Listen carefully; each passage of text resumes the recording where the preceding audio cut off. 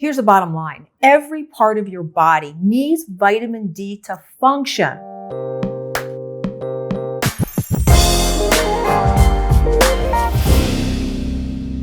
Hey everyone, and welcome to another episode of Digging In with Dr. Kellyann, where today we explore vitamin D, which we're going to find out is not just a vitamin. And if you're going out in the sun and you think I'm covered, I go out in the sun plenty, think again. Vitamin D, also called calciferol, is a vitamin that's also a hormone. While we get some vitamin D from food, we actually get most of it from exposing our skin to the sun, which is why it's called the sunshine vitamin. So when the sun hits our skin, it causes the cholesterol within our skin to convert to vitamin D. So when we think about vitamin D, we think, oh yeah, I know vitamin D. It's great for our bones. But what's interesting is it's good for so many other things. Vitamin D also is great for your immune system. It's very assistive in helping prevent any infections and even autoimmune issues. Vitamin D is also great if you have diabetes. It helps keep your numbers in check. And if you don't have diabetes, it's a great preventative. It's also great protection against any cancers. Breast cancer, colon cancer, prostate cancer, all very helpful. It's great for your mental health. So as we age, we want to prevent things like dementia, high blood pressure, strokes, heart disease, all of it. Very protective. Also your hormones. It keeps your hormones from going crazy and wonky. And one of my favorite things is that vitamin D is helpful to make you happy. It's a great mood booster. In fact, a lot of doctors now are writing scripts for vitamin D, which makes me super happy. What happens to our body when we're deficient in vitamin D? Well, we know that our body needs circulating calcium. And one of the things that vitamin D helps curate is this circulation. So when we don't have enough, what happens is your body will go into the bones to pull out the calcium. What does that mean for you? It means that you have weak and brittle bones, and that can be dangerous. Your body desperately needs vitamin D. There's no question about it. If you want your body to work well, you've got to think about vitamin D as a top line need. Okay, now we're going to meet Jenny.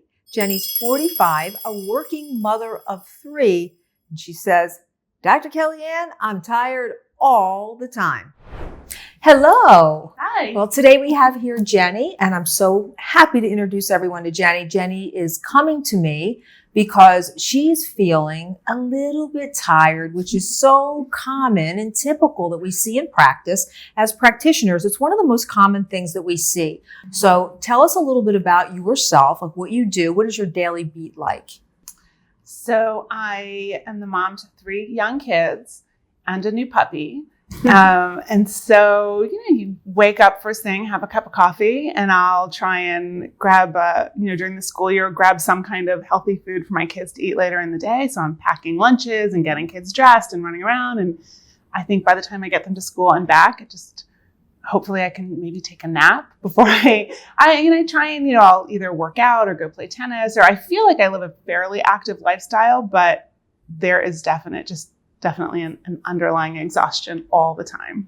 And so when everyone hears this story, the first thing that comes to mind is they think, well, like you said, there's an active life here. There's 3 children involved. She likes to play tennis. And do you work as well? I do. I'm a producer. And so a theater producer. So this past year has been a lot of meetings, but not a lot of actual work because our industry has been shut down, but a lot of meetings and a lot of writing and a lot of all of the things that come with being a working mom. Mm-hmm. So that adds a little layer of complexity to the whole picture.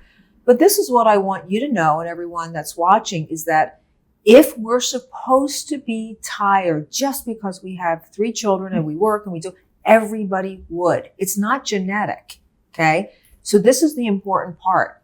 There are things that we can do to enhance our energy. And there's certain things and certain numbers, we call it empirical data, that we can look at that can kind of lead us to some ways to give you some spitfire energy. Right. Because what we're looking for is you're going to feel a little bit depleted at times when you've got all that going on. Okay. That's natural. So what we have to do is look at the depletion points and how we can correct them. And one of the ones that we're going to talk about today, which is something that most people don't think about, is vitamin D. Okay. Okay. So did you know that vitamin D plays a big part in fatigue for a lot of people, particularly women? And here's why. Because vitamin D is not only a vitamin, it's actually a hormone. In fact, if you're a woman, healthy levels of vitamin D is very good for your estrogen and your progesterone levels. And if you're a male, vitamin D at healthy levels is very healthy for your testosterone levels.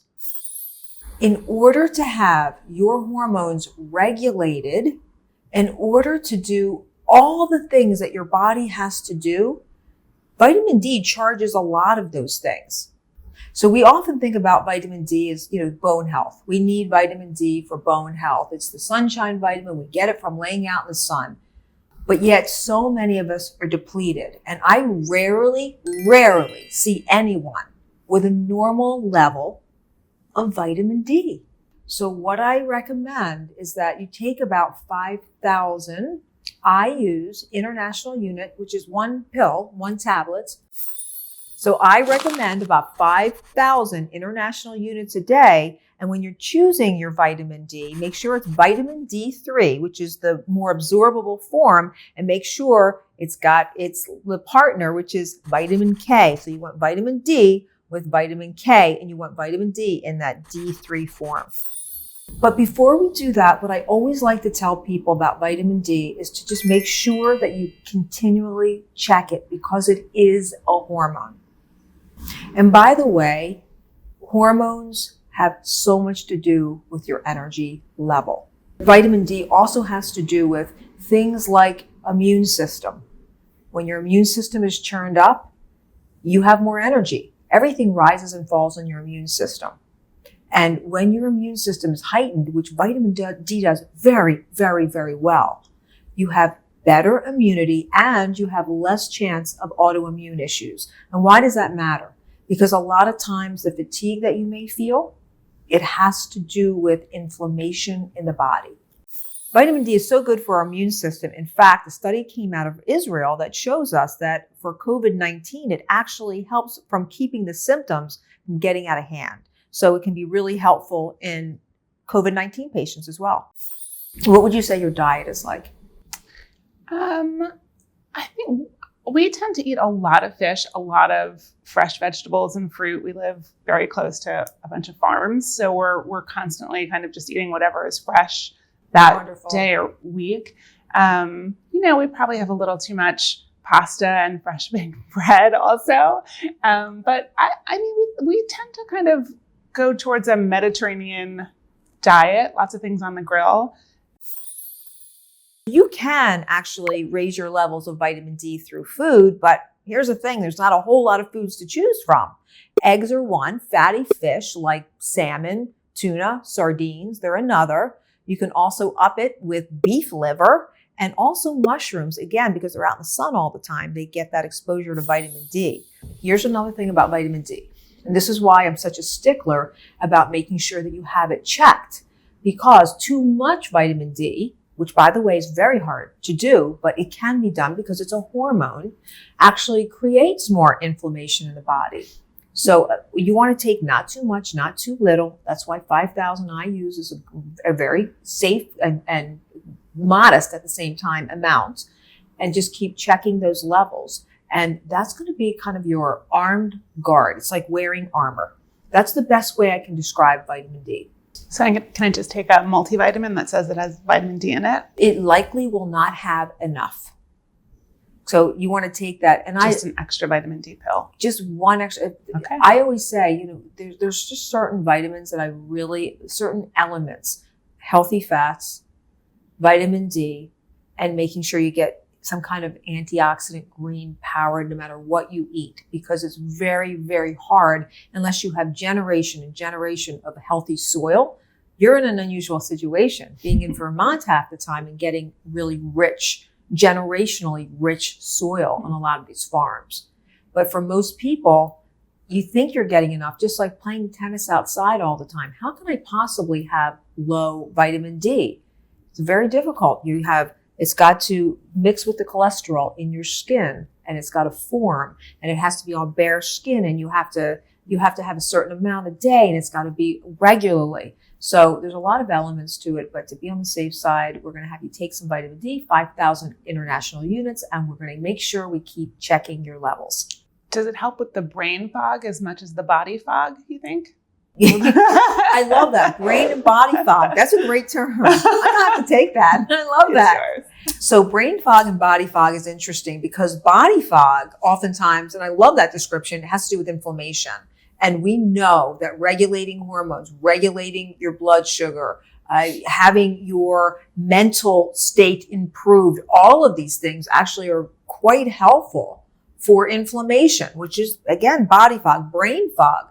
Brain health is one of the main components of what vitamin D can do for people. It's excellent for brain health. In fact, studies even show us that it's great at helping prevent things like Alzheimer's. So definitely great for preventative. We know it nourishes the brain. Nourishing the brain and reducing inflammation are always a win. And that's one of the things that vitamin D can deliver. I kind of remember learning not to take vitamins, like over-the-counter vitamins, because your body won't absorb all that anyway. You'll just kind of, excuse my language, just pee it out. But that doesn't seem to be the case. Like everyone's now saying, Here's what I can everyone. tell you. Here's what I can tell you.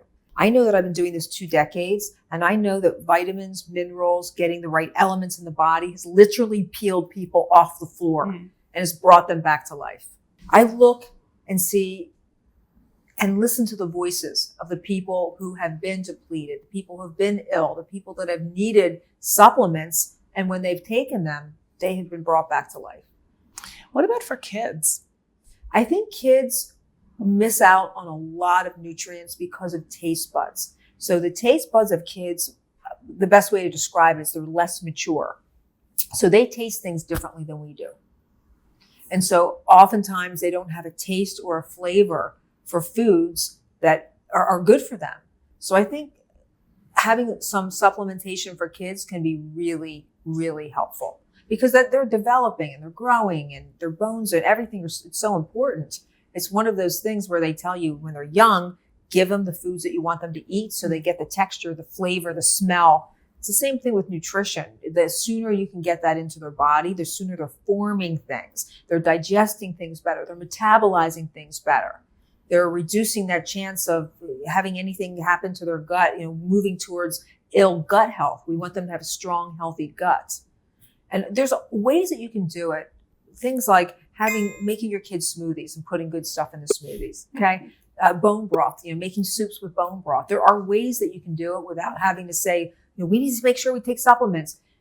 Things like healthy fats. Mm-hmm. That is one thing I always tell people that have children and they say, is there anything that you absolutely recommend?